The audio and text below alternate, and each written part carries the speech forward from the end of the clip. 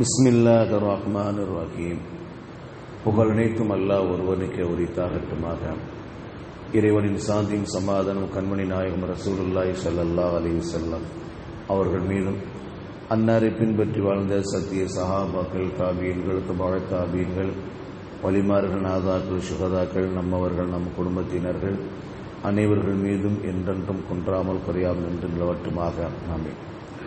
قال الله سبحانه وتعالى في القرآن العظيم أعوذ بالله من الشيطان الرجيم بسم الله الرحمن الرحيم وحرام على قرية أهلكناها أنهم لا يرجعون صدق الله العلي العليم. எந்த ஊர்க்காரர்களை நாம் அழித்து விட்டோமோ அவர்கள் நிச்சயமாக உலகிற்கு திரும்ப மாட்டார்கள் என்பது விதியாகிவிட்டது என்று அல்லாஹ் ரப்புல் ஆலமீன் இந்த வசனத்திலே சொல்லித் தருகிறான். கண்ணியத்திற்குரிய அல்லாஹ் நல்லடியார்களே, இந்த ஆயத்து ஒரு செய்தியை மீண்டும் மீண்டும் வலியுறுத்துவதற்காண்டி வரப்பட்ட ஆயத்துகள் தான் இந்த ஆயத்து. அதாவது இந்த மார்க்கம் எல்லாம் உங்களுக்கு ஒரே மார்க்கம் உங்கள் அனைவருக்கும் ஒரே மார்க்கம் தான் என்று அல்லாஹ் தஆலா இதற்கு 2-3 வசனத்துக்கு முன்னால சொன்னான். 2-3 வசனத்துக்கு முன்னாடி அந்த ஒரு வசனத்தை சொன்னான்.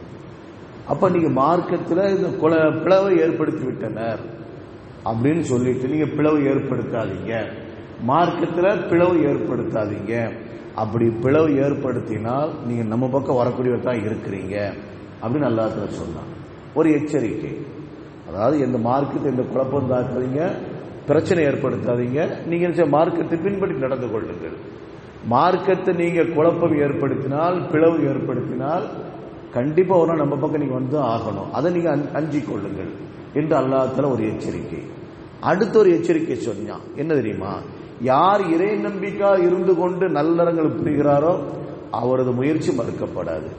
அப்ப இந்த உலகத்துல உங்களுக்கு கொடுக்கப்பட்ட அந்த வாழ்நாள்ல நீங்க நல்ல காரியங்கள் செய்யுங்க, குழப்பத்தை ஏற்படுத்தாதீங்க, நல்ல காரியங்கள் செய்யுங்க அப்படின்னு 2வது ஒரு எச்சரிக்கை கொடுக்கிறான். அதற்கு அடுத்து ஒரு எச்சரிக்கை என்ன செய்யறான் தெரியுங்களா? ஓ ஹராமன் அலா கரியத்தின் அகலக்கனாக அன்னகும் லா யர்ஜிஊன். எந்த ஊர்க்காரர்களை நாம் அழித்து விட்டோமோ அவர்கள் நிச்சயமாக திரும்பி இந்த உலகத்திற்கு வரமாட்டார்கள் என்பது விதியாகிவிட்டது. அப்போ இந்த உலகத்தில் வாழும் போது நீங்க குழப்பத்தை உண்டாக்கிட்டே இருந்தீங்கன்னா நீங்க மௌத்தாயிட்டா மறுபடி நீங்க என்ன செய்யாது, இந்த உலகத்துக்கு வர முடியாது. உலகத்துக்கு வந்து நாங்க நல்ல காரியம் செஞ்சு நாங்க செஞ்சதுக்கெல்லாம் தப்புல மன்னிப்பு கேட்டு மறுபடியும் உன் பக்கம் வாரோம் அப்படின்னு சொல்ல முடியுமா? முடியாது. அதனால உங்களுக்கு கொடுக்கப்பட்ட இந்த வாழ்நாள்ல நீங்க நல்ல காரியம் செய்யுங்க, குழப்பத்தை ஏற்படுத்தாதீங்கன்னு சொல்லி அடுத்து அல்லாஹ் தஆலா 3வது ஆயத்தை சொல்லி என்ன செய்யறான்? ஒரு எச்சரிக்கை செய்கிறான். அருமையானவர்களே, பொதுவாக மரணம் வந்துவிட்டா அது திரும்பி என்ன செய்ய முடியாது. அது ஒட்டுமொத்தமா ஒரு ஊரை அழிச்சாலும் சரி, அல்ல ஒவ்வொரு மனிதனாக அல்லாஹ் தஆலா உயிரை கைப்பற்றினாலும் சரி, ஒவ்வொரு மனிதனாக அல்லாஹ் தஆலா கைப்பற்றினாலும் அல்லது ஒட்டுமொத்தமா ஒரு ஊரை அல்லாஹ் தஆலா அழித்தாலும் அந்த அழிக்கப்பட்டவர்கள் திரும்ப அந்த உலகத்துக்கு வர முடியாது. அதனால்தான் மௌத்துக்கு மீளா பயணம் சொல்லி ஆரம்பத்தில் சொல்லுவாங்க. சுத்த தமிழ் என்ன சொல்லுவாங்க? மீளா பயணம், திரும்பி வர முடியாத பயணம். அல்லாஹ் தஆலா நமக்கு மௌத்தை ஹயாத்தை எழுதி வச்சுட்டான். எப்ப நமக்கு ஹயாத்தோ அப்பவே மௌத்தை அல்லாஹ் தஆலா தீர்மானிச்சுட்டான்.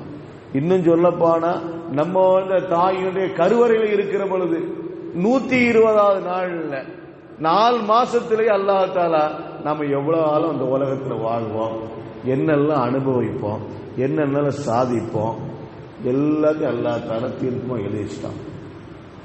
அப்ப மௌத்து நம்பிதான் நம்முடைய வாழ்க்கை இருக்குது. மௌத்தை நம்பித்தான் நம்முடைய வாழ்க்கை இருக்கிறது. நமக்கு பிறந்த உடனே நமக்கு இறந்த தேதியும் குறிக்கப்பட்டு விட்டது, இறந்த நேரமும் குறிக்கப்பட்டு விட்டது. அதுல மாற்று கருத்தே இல்லை. மௌத்தை நம்பித்தான வாழ்க்கை. எல்லாம் சொல்லுவாங்க இல்லைங்களா? மக்கள் எல்லாம் சொல்லுவாங்க இல்ல, தலைக்கு மேல தொங்கிக் கொண்டிருக்கின்ற கத்திய போல. மரணம் என்பது தலைக்கு மேல தொங்க விடப்பட்டிருக்கிற கத்திய போல, எப்போனாலும் கலந்து விழுந்தா முடிஞ்சு போச்சு. அப்ப மௌத்தை நம்பித்தான் மனிதன் வாழ்க்கை. அல்லாஹ் தஆலா குர்ஆன்ல சொல்கின்ற பொழுது தபாரக்கல்லதி பியதிஹில் முல்கு வஹுவ அலா குல்லி ஷைஇன் கதீர் அல்லதி ஹலக்கல் மௌத்த வல் ஹயாத்த லியப்லுவக்கும் அய்யுக்கும் அஹ்ஸனு அமலா. அவன் எப்படிப்பட்டவன் தெரியுமா? ஹலக்கல் மௌத்த வல் ஹயாத்த, மௌத்தையும் ஹயாத்தையும் படைத்தானே அவன் தான். மௌத்தையும் ஹயாத்தையும் படைத்தானே அந்த அல்லாஹ் உயர்ந்து விட்டான். இங்க அல்லாஹ் தஆலா முதல்ல மௌத்தை படைத்தன்னு சொல்லிட்டான். முதல்ல ஹயாத் இருக்கா மௌத் இருக்கா? நமக்கு முதல்ல நமக்கு ஹயாத்து தானே. முதல்ல உயிர் வாழ்ந்து கொண்டு இருக்கிறோம். அதுக்கடுத்து அல்லாஹ் நம்மள மௌத்தாக்குவான். அப்ப அல்லது ஹலக்கல் மௌத்த அவள் ஹயாத்தின் மியான் போட்டிருக்கிறான். முதல்ல மௌத்தை முற்படுத்தி ஹயாத்தை பிற்படுத்தி அல்லாஹ் தஆலா போட்டிருக்கிறான. என்ன காரணம் என்று சொன்னா, மௌத்து தீர்மானிக்கப்பட்டு விட்டது. அதை நாம ஏற்றுக்கொண்டு வாழ வேண்டும், அந்த பயத்திலே வாழ வேண்டும், மரணத்தை முன்னால் வைத்துவிட்டு நம்முடைய வாழ்க்கை இருக்க வேண்டும் என்பதை நாம் விளங்க வேண்டும் என்பதற்காண்டித்தான் மௌத் என்ற வார்த்தையை முன்னால போட்டு ஹயாத் என்ற வார்த்தையை பின்னால போட்டான் என்று உலமாக்கள் சொல்வார்கள். இப்ப மௌத்து தீர்மானிக்கப்பட்டது. எப்படி வேண்டுமானால் யாருக்கால் மௌத்து வரும். நல்ல நிலையில மௌத்து வரும், மோசமான நிலையில மௌத்து வரும். அதே நேரத்தில் நல்ல காரியத்தை பேசிக் கொண்டிருக்கிற மௌத்து வரும், தீமையான காரியம் ஈடுபட்டிருக்கின்ற மௌத்து வரும். அந்த நல்ல காரியம் செய்து கொண்டிருக்கிற பொழுது யாருக்கு மௌத்து வருதோ அவன் ஜெயம் பெற்றவர்கள், அவர் வெற்றி பெற்றவர்கள். நமக்கு மௌத்து எந்த நிலையில வரணும்? யா அல்லாஹ், உன்னை துதிபாடி கொண்டிருக்கிற நிலை எங்களுக்கு மௌத்து தான். உன்னை தொழுது கொண்டிருக்கிறவன் எங்களுக்கு மௌத்தை தான். நல்ல காரியத்தை நிறைவேற்றி கொண்டிருக்கின்ற மௌத்தை தான். தீமையான காரியத்தில் ஈடுபட்டு இருக்கிறவங்க எங்களுக்கு மௌத்தை தந்து விடாது, தீமையான காரியத்தை செலுத்தி விடாது. ஒவ்வொரு நாளும் ஒவ்வொரு மனிதர்கள் செய்வதன் ஒரு பெரிய இறைநேசர் என்ன செய்வாங்கன்னு சொன்னா, இன்னைக்கு யாருக்கு நம்ம கடை வாங்கணும், இன்னைக்கு நம்ம எதை கொடுக்கல் வாங்கல என்ன இருக்குது எல்லாத்தையும் பார்த்து அதை எழுதி வச்சுட்டு தலைமாட்டு தலையில தலைவாணி கீழே அதை வச்சுட்டு தான் அதை தூங்குவாங்களாம். இன்னைக்கு என்ன வாங்கியிருக்க, என்ன கொடுக்கணும், எனக்கு யார் என்ன தரணும், எனக்கு யார் என்ன தரணும், நான் யாருக்கு கொடுக்கணும், இதை எழுதி வச்சுட்டு தலைமாட்டு கீழே வச்சுட்டு தான் தூங்குவாங்களாம். ஏன்னா மௌத்தை நம்பி தானே வாழ்க்கை இருக்குது, மௌத்தை நம்பி தானே வாழ்க்கை இருக்குது. கடன் வாங்கிய நிலையில ஒருத்தர் மௌத்தா இருந்ததுன்னா என்ன ஆகும் நினைச்சுப்பா, அந்த கடனை யார் நிறைவேற்றுவா? கடன் வாங்கிய நிலையில ஒருத்தர் மௌத்தாகிட்டாரு, அந்த கடனை பத்தி சொல்லல, மற்றவங்கிட்ட சொல்லாம அவங்க பிள்ளைகிட்ட அவங்க மனைவிட்ட யார்கிட்டையும் சொல்லாம மௌத்தாயிட்டன்னு சொன்னா என்ன நிலைமை சொல்ல நினைச்சு பாருங்களேன். அதனாலதான் அவங்க பெரியவர்கள் பெருமை நாதாக்கள் பெருமர் வலிமார்கள் என்ன செய்யறாங்க, யாராச்சும் என்னென்ன வாங்கி இருக்கிறோம் என்பதை எல்லாம் எழுதி தலையில வச்சுக்கிட்டு தலைவாணி கீழே வச்சுக்கிட்டு தூங்குவாங்க. ஒவ்வொரு நாளும் ஒவ்வொரு இறைநேசர் எப்படி இருந்தாலும் தெரியுமா, இன்னைக்கு நான் என்னென்ன தவறு செஞ்சிருக்கிறேன், என்னென்ன பேசியிருக்கிறேன் எல்லாத்தையும் குறிப்பெழுதுவாங்க. குறிப்பெழுதிட்டு இந்த வார்த்தையெல்லாம் தேவையில்லா வார்த்தையை பேசியிருக்கிறேன், தேவையில்லா காரியத்தில் ஈடுபட்டிருக்கேன், தன்னைத்தானே சவுக்கால் அடித்து விட்டு இந்த மாதிரி தேவையில்லா வார்த்தைலாம் வந்திருக்குது, இதுக்கு தன்னைத்தானே அவர்கள் தண்டனை கொடுத்து விட்டு அவர்கள் தூங்குவார்கள். இதெல்லாம் என்ன? மௌத்தினுடைய பயம், மௌத்தினுடைய பயம். இன்னைக்கு அந்த மௌத்துடைய பயம் நம்மள்கிட்ட இல்ல, அறவே இல்லை. இந்த உலகத்தில் நம்ம நிம்மதியா வாழ போறோம், காலம் முழுவதும் என்ன இந்த உலகத்தை நம்ம கட்டி ஆள போறோம், எந்த ஒரு மமதில இன்னைக்கு நாம வாழ்ந்து கொண்டு இருக்கிறோம். அதனாலதான் நம்மள்ட்ட எந்த ஒரு கடமையும் சரியான முறையில இல்லை. அல்லாஹ்க்கு செய்ய வேண்டிய கடமை எந்த கடமையும் இன்னைக்கு சரியான முறையில் இல்லாத காரணம் என்ன தெரியுமா? நமக்கு வந்து மௌத்துடைய அச்சம் இல்லை, மௌத்துடைய பயம் இல்லை. மௌத்துடைய பயம் வரணும் அருமையானவர்களே.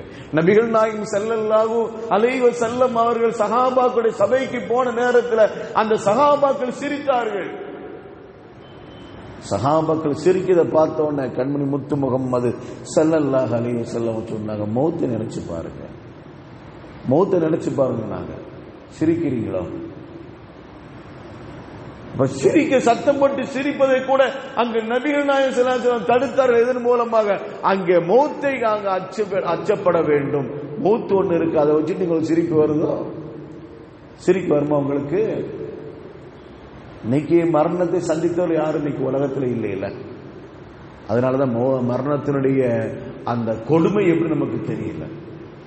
யாராவது ஒரு அனுபவிச்சவர்கள் இந்த உலகத்தில் வந்து நமக்கு சொன்னாங்கன்னா தெரியும், அப்படித்தானே? ஆனா அனுபவிச்சு யாரும் இந்த உலகத்தில் இல்லாதனால தான் இன்னைக்கு அந்த மரணத்தை பத்தியே ஒரு பயம் இல்லாம இருந்து கொண்டிருக்கின்றோம். ரூஹு வாங்கப்படுகின்ற நேரத்தில் அங்க இருக்கின்ற அந்த சங்கடம் நமக்கு தெரியாது, நம்ம அனுபவிக்கல. ரூஹு வாங்கப்படக்கூடிய நேரத்தில் அந்த வலி அந்த வேதனை எப்படி நமக்கு தெரியும்? இந்த உலகத்துல நாம செஞ்ச காரணத்தை அத்தனைக்கும் அங்கே பழிதீர்க்கப்படும். முடியுமா? தாங்க முடியுமா? நம்மால இந்த உடம்ப தாங்க முடியுமா? நினைச்சு பாருங்க. ரூஹை வாங்கக்கூடிய மலக்கு யாருங்க? இஸ்ராயில் அலைஹிஸ்ஸலாத்து வஸ்ஸலாம். ரூஹை வாங்கக்கூடிய மலக்கு இஸ்ராயில் அலைஹிஸ்ஸலாத்து வஸ்ஸலாம். பட்டு பட்டு பட்டு பட்டு எல்லாத்துக்கும் உருவிட்டு போவாங்கல்ல. யார் என்ன கூட பார்க்க மாட்டாங்க, வயசானவங்களும் பார்க்க மாட்டாங்க, அதை சின்ன வயசு பார்க்க மாட்டாங்க, புதுசா கல்யாணம் முடிச்சவங்க பார்க்க மாட்டாங்க, புதுசா குழந்தைய பெற்றெடுத்தவங்க பார்க்க மாட்டாங்க, எதுவுமே பார்க்க மாட்டாங்க. அல்லாஹ் தஆலா உத்தரவு புடி இழுத்துருந்துன்னா பட்டு பட்டு பட்டு பட்டு இழுத்துட்டு போவாங்க. அந்த வேதனை அவங்களுக்கு தெரியாது, அந்த மலக்குக்கு தெரியாது. ரூகை கைப்பற்றுகின்ற பொழுது என்ன வேதனை அவங்களுக்கு தெரியாது, அவங்க இழுத்துட்டு போயிட்டே இருப்பாங்க. ஆனா அவங்களே அல்லாஹ் தஆலா ரூஹங்க இல்லைங்களா, அவங்களுக்கு ஒரு நாள் மௌத் இருக்குல்ல. கண்மணி முத்து முகமது ஸல்லல்லாஹு அலைஹி வஸல்லம் அவர்கள் சொல்வார்கள், ஹஜ்ரத் இஸ்ராயில் அலைஹிஸ்ஸலாத்து வஸலாம் அவர்களை பார்த்து கடைசி அல்லாஹ் தஆலா கேட்பான், எல்லாரும் மௌத்தான பிறகு, ஏன் அரிஷை சுமக்கக்கூடிய அந்த மலக்குமார்கள் கூட மௌத்தான பிறகு அல்லாஹ் தஆலா இஸ்ராயில் அலைஹிஸ்ஸலாத்து வஸலாம் பார்த்து கேட்பான், இஸ்ராயில் இன்னும் யாரு பாக்கி? யா அல்லாஹ், நானும் நீனும் தான் பாக்கி. மற்ற எல்லாரும் மௌத்தாகிட்டாங்க, நானும் நீனும் தான் பாக்கி. உன்னோட ரூஹ நீயே நீ வாங்கிக்க, உனது ரூஹ நீயே வாங்கிக்க. கண்மணி முத்து முகமது ஸல்லல்லாஹு அலைஹி வஸல்லம் சொல்லுவாங்க, அந்த ரூஹை அவங்களுக்கு தன்னுடைய ரூஹை தன்னை வாங்கும் பொழுது வானத்துக்கும் பூமிக்கும் மத்தியில் நின்று கொண்டு அந்த ரூஹை தன்னுடைய பெருவரிலிருந்து அவர்கள் இழுப்பார்கள். இழுக்கிற பொழுது இந்த உலகத்தில் யாரும் இருக்க மாட்டாங்க. அவருடைய ரூஹை அவர்கள் வாங்கும் பொழுது இந்த உலகத்தில் யாரும் இருக்க மாட்டாங்க. ஏன்னா எல்லாரும் அழிஞ்சிட்டாங்களே, எல்லாரும் அழிக்கப்பட்ட குல்லுமன் அலைஹா ஃபான், எல்லாரும் அழியக்கூடியவர்கள். அதனால அந்த உலகத்தில் யாருமே இருக்க மாட்டாங்க. அந்த ரூஹை இழுக்கிற பொழுது அந்த வேதனை அப்பொழுதுதான் அவர்கள் உணர்வார்கள். ரூஹை வாங்கும்போது இந்த அளவுக்கு வேதனை உண்டா, இந்த அளவுக்கு சிரமம் உண்டா என்று தனக்குத்தானே ரூஹு வாங்குகின்ற பொழுது ஹஜ்ரத் இஸ்ராயில் அலைஹிஸ்ஸலாத்து வஸ்ஸலாம் அவர்கள் கத்துவார்கள். அந்த கத்துதலை இந்த உலகத்தில் ஜீவராசிகள் ஹயாத்தோடு இருக்கும் என்று சொன்னால், அது மனிதராக இருக்கட்டும், யாராக இருக்கட்டும், எவ்வளவு ஜீவராசிகள் வேண்டுமானால் இருக்கட்டும், அவர்களுடைய ரூஹை அவர்களே கைப்பற்றுகின்ற பொழுது அவர்கள் போடுகிற சத்தம், அந்த சத்தத்தை இந்த உலகத்தில் யாராவது கேட்டால் அத்தனை மௌத்தாகிடுவார்கள். இந்த ஒண்ணு போதும்ல, ரூஹை வாங்குற பொழுது எவ்வளவு வேதனை இருக்குன்ட்டு, ரூஹை வாங்கப்படுகிற பொழுது எவ்வளவு வேதனை இருக்குன்னு இந்த ஒரு விஷயமே போதுமே. கண்மணி முத்து முகமது ஸல்லல்லாஹு அலைஹி வஸல்லம் அவர் சொன்னதே போதும் அல்லவா. அந்த மலக்கே இவ்வளவு அழுகிறாங்கன்னா, மலக்குமார்கள் எந்த தவறு செய்ய மாட்டார், அப்படித்தானே? மலக்குமார்கள் தவறு செய்யக்கூடிய மனிதர்கள் அல்ல. அவர்களுக்கு ஊனும் கிடையாது, உறக்கமும் கிடையாது, அவர்களுக்கு இச்சையும் கிடையாது, எதுவுமே கிடையாது. எங்க பாவம் செய்ய போறாங்க?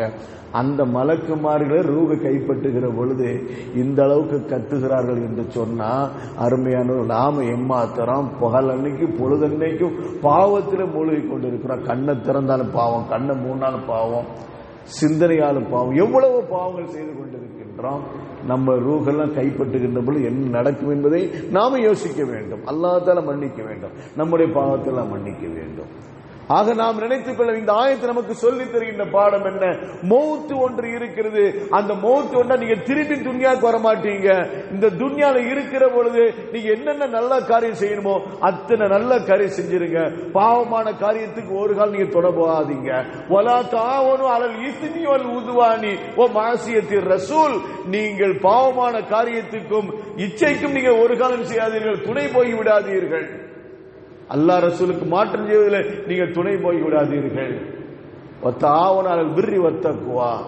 நல்ல விஷயத்துக்கும் இறை எச்சத்துக்கும் நீங்கள் உறுதுணையாக இருங்கள், உதவி புரியுங்கள் என்று அல்லாஹ் நமக்கு சொல்லி தந்திருக்கிறார். எனவே இந்த உலகத்தில் வாழுகிற பொழுது நல்ல விஷயத்துக்கு நாம் உறுதுணையாக இருக்கணும், நல்ல காரியத்தை செய்ய வேண்டும், அல்லாஹ்வை அஞ்சி நடக்க வேண்டும். இந்த உலகத்தை முடித்து நாம் போய்விட்டோம்னா மறு உலகத்தில் காலடி எடுத்து வைக்கிற பொழுது நாம் நினைப்போம், இந்த உலகத்தில் அல்லாஹ் நம்ம திருப்பி அனுப்பிவிட்டா ஒரு வகுப்பு தொழுகை கூட நாம் வீணாக்க மாட்டோமே, அனுப்பிவிட்டா நல்லா இருக்குமே அப்படின்னு நாம நினைப்போம். அது முடியுமா? அதனால தான் அல்லாஹ் தஆலா சொல்றான், ஓ ஹராமுன் அலா கரியத்தின் அஹ்லக்னாக அன்னஹும் லா யர்ஜிஊன், எந்த ஊர்க்காரர்களை நாம் அழித்து விட்டோமோ அவர்கள் நிச்சயமாக உலகிற்கு திரும்பி வர மாட்டார்கள்.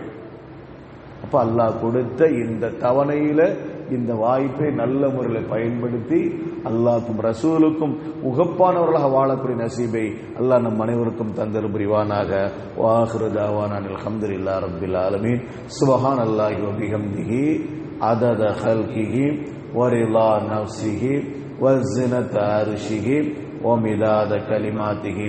சுப்ஹானல்லாஹி வ பிஹம்திஹி அதத ஹல்கிஹி வ ரிலா நஃப்ஸிஹி வ ஸினத அர்ஷிஹி வ மிதாத கலிமாத்திஹி. சுப்ஹானல்லாஹி வ பிஹம்திஹி அதத ஹல்கிஹி வ ரிலா நஃப்ஸிஹி வ ஸினத அர்ஷிஹி வ மிதாத கலிமாத்திஹி. ஸல்லல்லாஹு அலா முஹம்மதின் ஸல்லல்லாஹு அலைஹி வஸல்லம். ஸல்லல்லாஹு அலா முஹம்மதின் ஸல்லல்லாஹு அலைஹி வஸல்லம். ஸல்லல்லாஹு அலா முஹம்மதின் யா ரப்பி ஸல்லி அலைஹி வஸல்லிம். அஸ்ஸலாமு அலைக்கும் வரஹ்மத்துல்லாஹி தஆலா வபரகாத்துஹு.